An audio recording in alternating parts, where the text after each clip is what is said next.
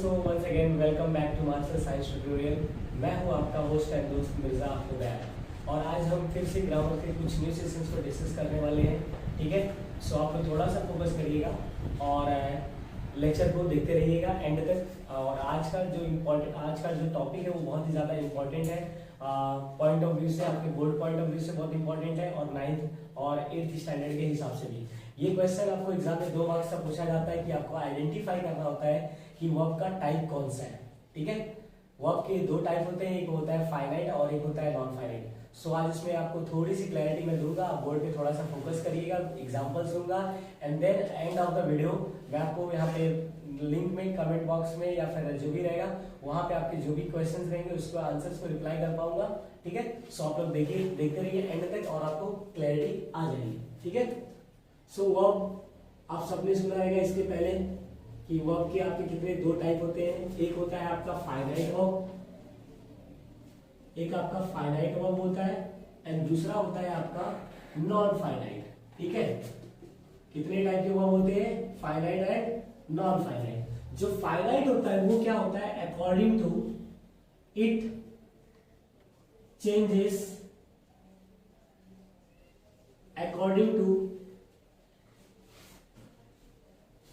according to subject, person और tense. जो हमारा फाइनाइट वर्ब होता है वो क्या होता है? अकॉर्डिंग टू सब्जेक्ट, पर्सन और टेंस के हिसाब से क्या होता है? चेंज होता है। और जो मेरा नॉन फाइनाइट वर्ब होता है वो क्या होता है? It doesn't change. It doesn't change according to subject, person और टेंस। जो हमारा नॉन फाइनाइट वर्ब होता है वो आपका पर्सन चेंज हो, सब्जेक्ट चेंज हो या फिर टेंस चेंज हो, कभी भी चेंज नहीं होता है। तो अभी मैं यहाँ पे कुछ एग्जांपल्स आपको लिखूंगा एंड देन आपको थोड़ी सी और ज्यादा क्लैरिटी आ जाएगी। और सेकेंड थिंग क्या होता है कि जो फाइनाइट वर्ब होता है it is used as main verb. इसको हम कैसे यूज करते हैं? As a main verb use करते हैं। और जो नॉन फाइनाइट होता है इसको हम एज अ मेन वर्ब नहीं यूज करते। It is not used as main verb. ठीक है, एंड देन इसके बाद हम डिस्कस करेंगे एग्जांपल्स। सो आपको प्रॉपर क्लैरिटी आ जाएगी कि फाइनाइट वर्ब क्या होता है एंड नॉन फाइनाइट वर्ब क्या होता है। ठीक है, मैं यहाँ पे एग्जांपल्स लिख रहा हूं। जैसे फॉर एग्जांपल मैंने यहाँ पे लिखा I love to play. I love to play. मैं यहां पे सेकेंड सेंटेंस लिख रहा हूं, ही लव्स टू प्ले। यहां पे मैं एक थर्ड सेंटेंस लिख रहा हूं, ही लव्ड टू प्ले। अगर आप इन तीनों सेंटेंस को प्रॉपरली ऑब्जर्व करोगे, देखोगे तो यहाँ पे 2 मेन वर्ब है। वर्ब होता है क्या? बेसिकली वर्ब होता है हमारा एक्शंस। क्या होता है? एक्शंस, जो कि हम हर एक मोमेंट पे कुछ ना कुछ एक्शन परफॉर्म करते हैं। For example read, right, eat, sleep, drink, anything, कुछ भी आप कर रहे हो एट द मोमेंट वो आपका क्या है?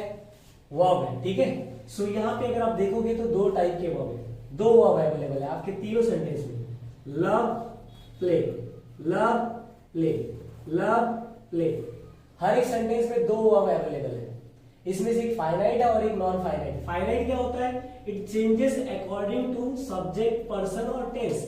अगर आपका टेंस चेंज होगा, पर्सन चेंज होगा या फिर सब्जेक्ट चेंज होगा तो वो दूसरा वाला जो वर्ब होगा वो चेंज हो जाएगा, और जो चेंज हो जाएगा उसको हम बोलते हैं फाइनाइट। तो अगर आप देखोगे जो मेरा फर्स्ट सेंटेंस है उसमें सब्जेक्ट क्या है? आई है, I love to play. Second sentence में मैंने क्या चेंज किया है? सेकेंड सेंटेंस में मैंने चेंज किया है सब्जेक्ट को। किसको चेंज किया है? सब्जेक्ट को चेंज किया। आई की जगह पे मैंने क्या रखा? आई की जगह पे मैंने ही को रख दिया। और सब्जेक्ट चेंज होने की वजह से अगर आप देखोगे दोनों वर्ब में से, तो कौन सा वर्ब चेंज हो गया है? लव का क्या हो गया? लव्स हो गया। और ये क्या है, जो चेंज हो जाता है उसी को हम क्या बोलते हैं?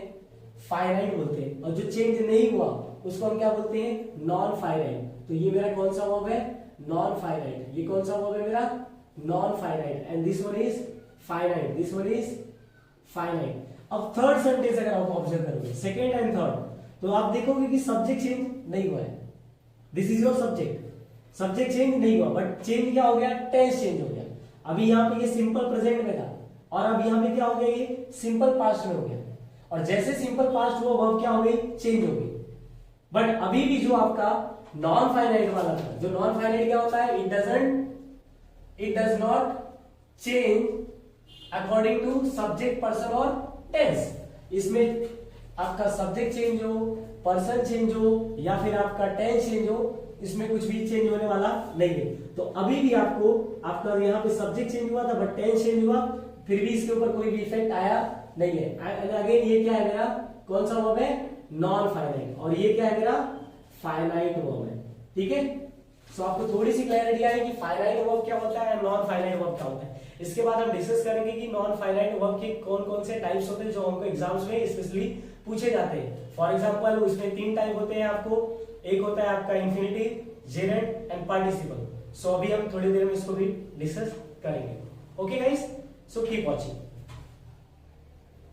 एक होता है फाइनाइट और एक होता है non finite. Now we will discuss about non finite, ठीक है, जो कि एग्जाम्स में पूछा जाता है। आपको सबसे ज्यादा डिस्कशन नॉन फाइनाइट के ऊपर ही होता है। ठीक है, सो नॉन फाइनाइट वर्ब वो होती है जो अकॉर्डिंग टू टेंस, सब्जेक्ट और पर्सन चेंज नहीं होती है। तो नॉन फाइनाइट की टोटल यहाँ पे कितने टाइप्स हैं? 3 टाइप है। तो सबसे पहले हम लोग डिस्कस करने वाले हैं इंफिनिटिव। क्या डिस्कस करेंगे? इंफिनिटिव डिस्कस करेंगे। इंफिनिटिव को कैसे आइडेंटिफाई करते हो आप? इंफिनिटिव में होता है टू प्लस मेन वर्ब का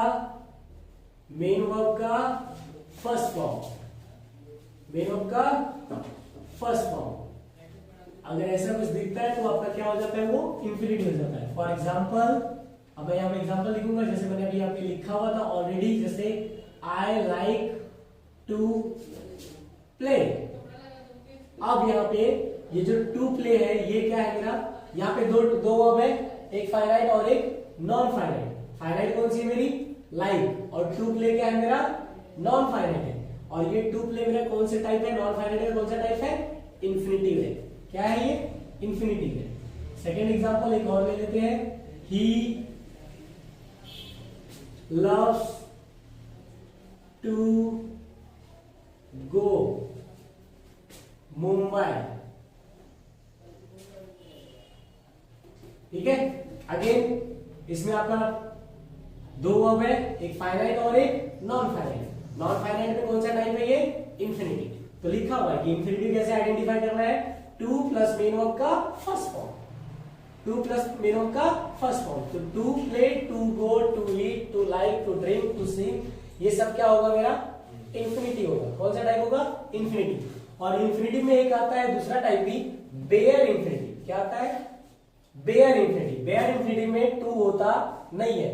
तो समटाइम्स कभी कभी ऐसा होता है, बट उसकी जरूरत हमको अभी यहाँ पे नहीं है 9th 10th में। ठीक है, सो हम बेयर इन्फिनिटिव के बारे में डिस्कस करने वाले नहीं है। ठीक है, लेकिन आपको पता होना चाहिए कि इन्फिनिटिव कितने टाइप के होते हैं? 2 टाइप के, एक नॉर्मल और एक बेयर।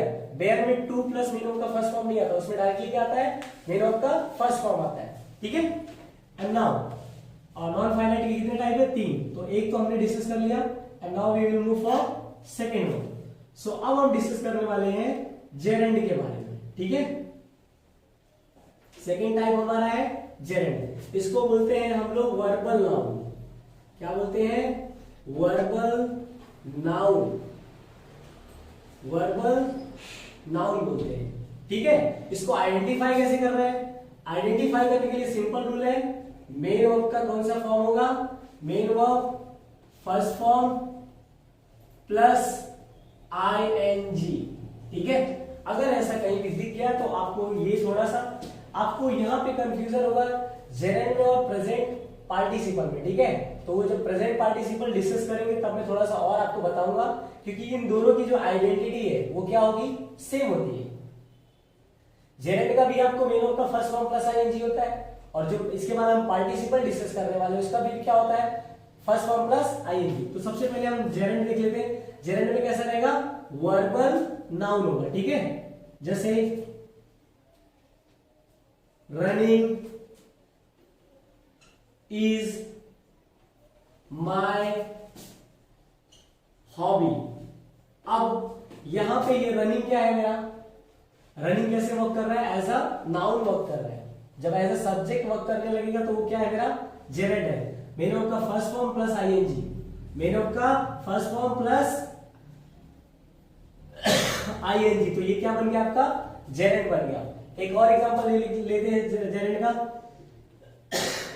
आई लाइक प्लेइंग चेस।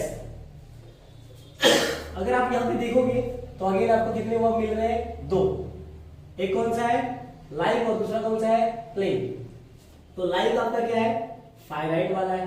प्लेइंग कौन सा आपका है, नॉन फाइनाइट। और नॉन फाइनाइट का कौन सा टाइप है, जेरेंड। जेरेंड कैसे पता चला, मेन वर्ब का फर्स्ट फॉर्म प्लस आईएनजी।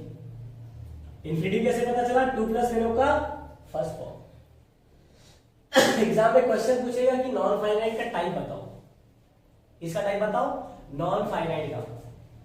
पहले तो या तो आपको पूछेगा 7th 8th में कि फाइनाइट और नॉन फाइनाइट क्या होता है, एंड देन आपको 9 10 में पूछता है फाइनाइट और नॉन फाइनाइट में नॉन फाइनाइट का टाइप बताओ। तो नॉन फाइनाइट के 3 टाइप होते हैं। अभी तक हमने कितना डिस्कस किया, 2, infinitive and gerund. And now we will discuss about third one. Third one है मेरा पार्टिसिपल्स। क्या है मेरा, पार्टिसिपल। पार्टिसिपल्स 3 टाइप के होते हैं। कितने टाइप के होते हैं, 3। एक होता है मेरा present participle, present participles. Participles को हम लोग बोलते हैं, जैसे इसको बोलते हैं वर्बल नाउन, वैसे ही सिमिलरली इसको बोलते हैं वर्बल एडजेक्टिव। मतलब ये जो वर्ब होगी, ये जहां भी यूज होगी उसके पहले कोई नाउन या प्रोनाउन होगा। एडजेक्टिव का मतलब क्या होता है, एडजेक्टिव का मतलब यही होता है कि किसी नाउन या प्रोनाउन की क्वालिटी या क्वांटिटी को डिस्क्राइब करना। तो ये हमारा क्या है, पार्टिसिपल वर्बल एडजेक्टिव है। मतलब ये जो वर्ब आएगी तो इसके पहले कोई नाउन या प्रोनाउन होगा। तो वहां से हमको क्लियर हो जाएगा कि वो हमारा जेरेंड है या फिर प्रेजेंट पार्टिसिपल है। चलो अब प्रेजेंट पार्टिसिपल की आइडेंटिटी बताता हूं। प्रेजेंट पार्टिसिपल की आइडेंटिटी है कि उसमें क्या होगा, मेन वर्ब का फर्स्ट फॉर्म होगा प्लस आईएनजी होगा। क्या होगा, प्लस आईएनजी होगा। अब देखो, दो आइडेंटिटी सेम हो गई। कौन सी, आपकी जेरेंड वाली और आपकी प्रेजेंट पार्टिसिपल वाली। अब आप यहीं पे क्या हो जाते हो, कंफ्यूज हो जाते हो कि सर ये जेरेंड है कि प्रेजेंट पार्टिसिपल है। तो मैंने क्या बोला, पार्टिसिपल को कैसे आइडेंटिफाई करना है, जब भी पार्टिसिपल आएगा तो उसके पहले कोई नाउन या प्रोनाउन आएगा। क्यों, क्योंकि पार्टिसिपल क्या है, वर्बल एडजेक्टिव है। क्या है, वर्बल एडजेक्टिव है। मतलब एडजेक्टिव कब यूज होता है, एडजेक्टिव यूज होता है जब उसके पहले क्या होती है, कोई नाउन या प्रोनाउन होती है। तो चलिए एग्जांपल लेके देख लेते हैं, ठीक है। थोड़ा सा पहले मैं क्लियर कर देता हूं, प्रेजेंट पार्टिसिपल एंड देन आपका पास्ट पार्टिसिपल, उसके बाद फाइनली एट द एंड क्या करेंगे, इसके एग्जांपल्स लेके आपको थोड़ी सी क्लैरिटी दे दूंगा एंड देन फाइनली आएगा आपका परफेक्ट पार्टिसिपल। तो पार्टिसिपल्स कितने टाइप के होते हैं, 3 टाइप के, present, past and perfect. Past में क्या होता है आपका, पास्ट में आपका होता है मेन वर्ब का, मेन वर्ब इन, यहां पे वर्ब नहीं लिखा, ठीक है, वर्ब लिख लेना, main verb in second form. और फाइनली आपको जो परफेक्ट पार्टिसिपल है उसमें मेन वर्ब कौन से फॉर्म में होगा, main verb in third form, ठीक है। अब इसके बाद क्या करने वाले हैं हम लोग, थोड़ा सा मैं आपको एग्जांपल्स लेके पार्टिसिपल्स और जेरेंड के दोनों के बीच में क्लैरिटी बताऊंगा, ठीक है, और इनके भी एग्जांपल्स दूंगा पार्टिसिपल के। ओके, ठीक है, इतना समझ में आया? वर्ब कितने टाइप के होती है? दो टाइप की, finite and non finite. Non finite कितने टाइप के होते हैं? तीन टाइप के। एक होता है आपका इंफिनिटिव, दूसरा होता है आपका जेरेंड और तीसरा होता है पार्टिसिपल। और पार्टिसिपल के कितने टाइप होते हैं? तीन type, present participle, past participles and perfect participle. So आपको थोड़ा सा डाउट रह जाता है किसमें? प्रेजेंट पार्टिसिपल और जेरेंड में, तो वो इस अभी मतलब थोड़े टाइम में मैं उसको भी आपको क्या कर दूंगा? क्लियर कर दूंगा। ओके गाइस, ठीक है, यहां पे सबको समझ में आया? किया है कि वर्ब कितने टाइप के होते हैं? वर्ब दो टाइप के होते हैं, एक होता है फाइनाइट और दूसरा होता है नॉन फाइनाइट। और नॉन फाइनाइट के टोटल तीन टाइप होते हैं। एक होता है आपका इंफिनिटिव जिसमें होता है टू प्लस मेन वर्ब का first form, and then second होता है आपका जेरेंड, मेन वर्ब का first form plus ING, and then third होता है आपका present participle, sorry participle. Participle में आपके तीन टाइप होते हैं, present participle, past participle and perfect participle. और पार्टिसिपल को आइडेंटिफाई कैसे करना है? Present participle is like gerund, but दोनों में बहुत सारा डिफरेंस है जेरेंड में और प्रेजेंट पार्टिसिपल में। दोनों की आइडेंटिटी सेम है, but there is a lot of difference between present participle and gerund, ठीक है। और पास्ट पार्टिसिपल में मेन वर्ब का सेकंड फॉर्म होता है, और जो परफेक्ट पार्टिसिपल होती है वो मेरी क्या होती है?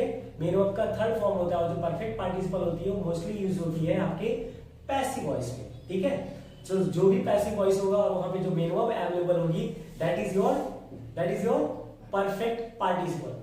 फॉर एग्जांपल, जैसे मैंने बोला कि a letter is written by me, तो वहां पे जो अ लेटर इज रिटन, अब वो इज के बाद जो रिटन आ रहा है वो मेन वर्ब का कौन सा फॉर्म है? थर्ड फॉर्म है। और वॉइस कैसी है? वो पैसिव वॉइस है। तो जब मेन वर्ब का थर्ड फॉर्म होगा और पैसिव वॉइस होगी तो उसको हम बोलते हैं परफेक्ट पार्टिसिपल। अदरवाइज जो आपका सिंपल पास्ट टेंस है वो आपका क्या होता है? वो होता है आपका पास्ट पार्टिसिपल, ठीक है। और अब हम डिस्कस करेंगे जो हमारा मेन प्रॉब्लम है। मेन प्रॉब्लम ये है कि हम कैसे आइडेंटिफाई करेंगे सर कि जेरेंड है या फिर प्रेजेंट पार्टिसिपल है। तो उसके लिए मैंने कुछ यहाँ पे लिखा हुआ है, आप लोग थोड़ा सा फोकस करेंगे तो आपको क्लैरिटी आ जाएगी। जेरेंड बहुत ही सिंपल होता है। वो सेंटेंस कभी भी जब जेरेंड स्टार्ट होता है तो उसमें सेंटेंस के स्टार्ट में ही क्या हो जाता है? मेन वर्ब के साथ क्या आ जाता है? आईएनजी आ जाता है। As per I have written over here कि इट स्टार्ट विथ आईएनजी। मतलब इसमें जब आपका जेरेंड जब भी आपको लगेगा तो उसकी एक ये आइडेंटिटी है कि वो हमेशा कहां से स्टार्ट होता है? वो स्टार्ट होता है आईएनजी से, हमेशा नहीं, मतलब मोस्ट ऑफ टाइम, ठीक है। जैसे फॉर एग्जांपल, और दूसरी चीज उसकी दूसरी आइडेंटिटी ये है कि इट फॉलोज वर्ब और प्रीपोजिशन, और इसके बाद हमेशा डायरेक्ट या तो वर्ब आएगा या तो प्रीपोजिशन आएगा। तो जेरेंड अगर आपको समझ में आ जाएगा तो आपको प्रेजेंट पार्टिसिपल समझ में आ जाएगा। जेरेंड सिंपल है कि हमेशा वो मतलब कि सेंटेंस के स्टार्ट में या तो आईएनजी आ जाएगा और या तो उसके बाद वर्ब आएगी। फॉर एग्जांपल मैंने यहाँ पे दो सेंटेंस लिखा है, स्नो बोर्डिंग, आपको दिख रहा है स्नो बोर्डिंग, ये आपका क्या है? जेरेंड है। और ये कहां से? इसमें सेंटेंस क्या हो रहा है? स्टार्ट होता है। तो जेरेंड में हमेशा सेंटेंस कहां से स्टार्ट हो जाता है?